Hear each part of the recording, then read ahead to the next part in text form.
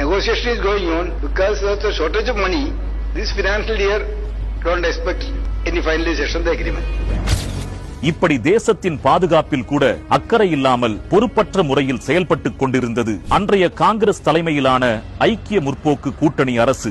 ஆனால் 2014 பிரதமர் திரு நரேந்திர மோடி தலைமையிலான மத்திய பாஜக அரசு அமைந்த பிறகு இந்தியாவில் தயாரிக்கப்பட்ட முதல் அணுசக்தி நீர்மூழ்கியின் சோதனை ஓட்டம் வெற்றிகரமாக தொடங்கியது.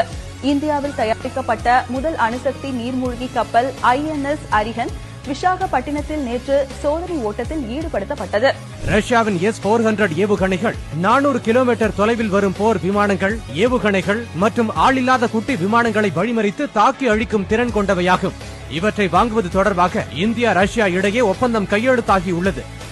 यदि लक्ष्य दुरंत है, यात्राएं दिगंत है, समंदर और चुनौतियां अनंत है, भारत का उत्तर है विक्रांत. எதிரி நாட்டு இலக்குகளையும் ராணுவ வாகனங்களையும் அழிக்கும் ட்ரோன் விமானங்களை இஸ்ரேலிடமிருந்து வாங்குவதற்கு இந்திய விமானப்படை திட்டமிட்டுள்ளது.